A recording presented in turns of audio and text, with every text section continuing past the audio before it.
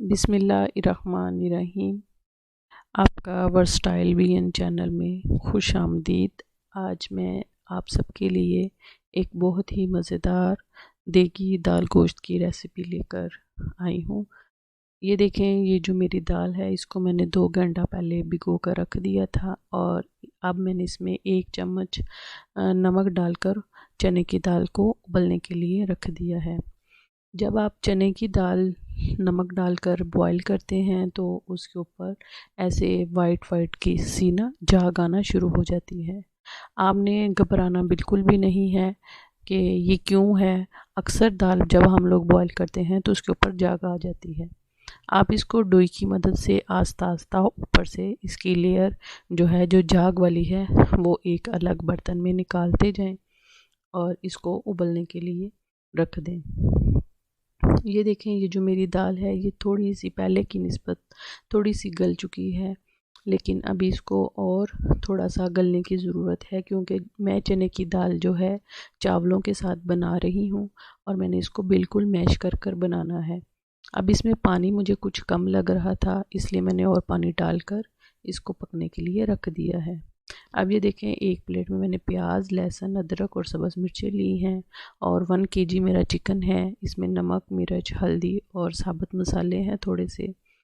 अब एक प्रेशर में मैंने सारे मसाले डालकर, चिकन डालकर, नमक, मिर्च और उसमें मैंने साबुत मसाले जो लिए थे, दालचीनी थी, लौंग थे, काली मिर्च थी, और एक बड़ी इलायची थी, 3 छोटी इलायचियाँ थी, वो भी मैंने इसके साथ ही इसके अंदर डाल दी।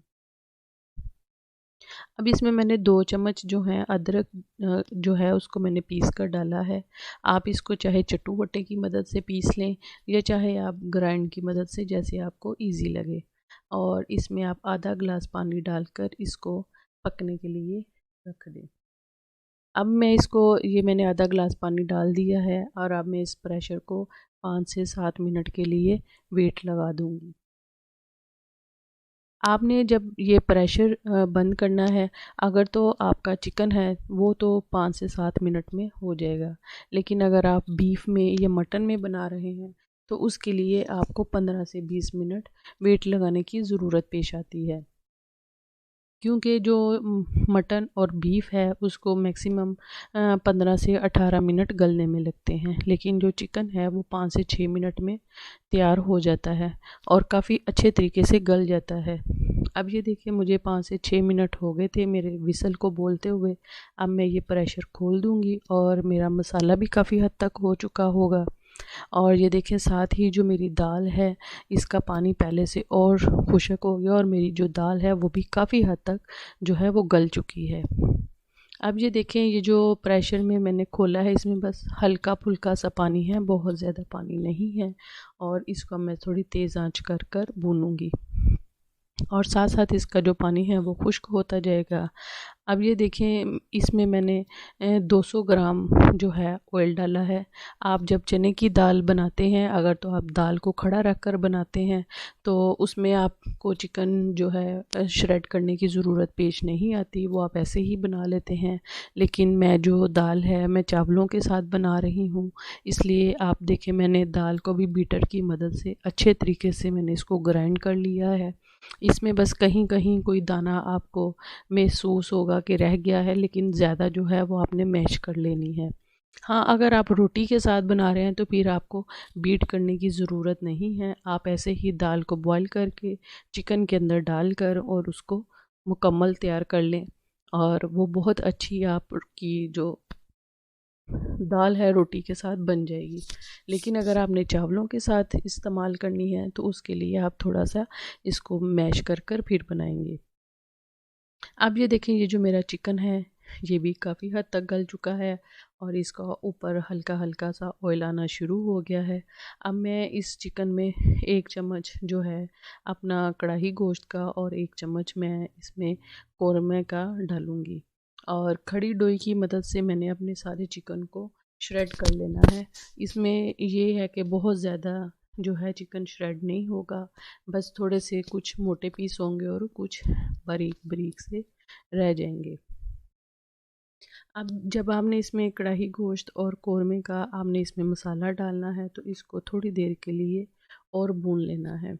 जब आप इसको थोड़ा सा और भूनेंगे तो इसका कलर और इसकी जो खुशबू है वो बहुत अच्छी सी आनी शुरू हो जाएगी। ये देखिए, मैंने डोई की मदद से जितने पीसेस थे उनके ऊपर से जो ज़्यादा मतलब उसके ऊपर पीस थे वो मैंने जो है उनको मसाले के साथ श्रेड कर लिया है। और खड़ी डोई की मदद से मैंने अच्छे तरीके से अपने जो चिकन को, मसाले को और चिकन को यकजान कर लिया है, और ये दोनों चीज़ें काफ़ी अच्छे तरीके से मिक्स हो गई हैं।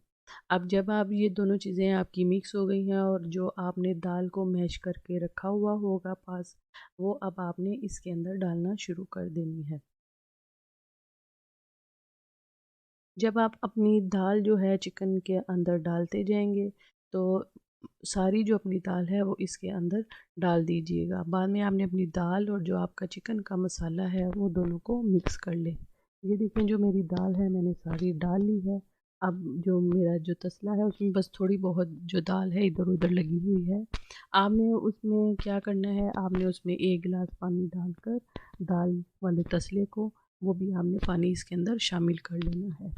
आपने अपनी तरफ से पूरी कोशिश करनी है कि ये जो अल्लाह का रिज़्क है ये बिल्कुल भी ज़ाया ना हो, क्योंकि अल्लाह ताला आपके रिज़्क में बरकत डाले, आपके जायके में बरकत दे, आपका दस्तरख्वान वसी करे और आपको हज़ारों नेमतों से नवाजे। अब ये देखें, जो मैंने दाल वाला तसला था उसमें मैंने 1 गिलास पानी डाला है और उसको खंगाल कर मैं इस दाल के अंदर डाल दूँगी। और ये जो मैंने अब आपके सामने पानी डाला है अपनी दाल के अंदर, इसको मैंने 5 से 10 मिनट मैंने इसको और मज़ीद पकाना है, क्योंकि दाल और चिकन तो मेरा काफ़ी हद तक पहले से ही पक चुका है। लेकिन ये जो पानी अभी मैंने डाला है उसको मुझे थोड़ी देर और पकाने की ज़रूरत है। अब आपने 10 से 15 मिनट थोड़ी सी तेज़ फ्लेम में दाल को और उबलने के लिए देना है, लेकिन वक्तन फ़वक्तन इसमें चम्मच हिलाते जाइएगा, कहीं दाल जो है नीचे ना लग जाए, क्योंकि आपकी दाल भी गली हुई है और चिकन भी। ये देखिए, मेरी दाल और चिकन बड़े अच्छे तरीके से यकजान हो चुका है और बहुत ही खूबसूरत लग रहे हैं। अब ये देखिए, मैं चने की दाल में 1 चम्मच डालूँगी खुशक धनिया का पाउडर, आधा चम्मच मैं डालूँगी ज़ीरा पाउडर और आधा चम्मच ही मैं डालूँगी गरम मसाला पिसा हुआ। ये तीनों चीज़ें डालकर इसके बाद मैं इसमें हरा धनिया डालूँगी। आपने मेरी बहुत सी वीडियोज़ जो हैं देखी हैं, आपने देखा होगा कि मैं हरा धनिया लाज़मी अपनी वीडियो के एंड पे डालती हूँ, क्योंकि मुझे हरे धनिये के साथ इसकी गार्निश बहुत ज़्यादा अच्छी लगती है। आप भी मेरे तरीके से देगी दाल गोश्त बनाइएगा। अगर आप लोगों को अच्छी लगे तो ज़रूर मेरे चैनल को लाइक कीजिएगा, सब्सक्राइब कीजिएगा और शेयर कीजिएगा। और जब आप इसको बनाएं घर में तो मुझे ज़रूर कमेंट करके बताइएगा आपको मेरी देगी दाल गोश्त कैसा लगा। आपका मेरा वीडियो देखने का बहुत बहुत शुक्रिया।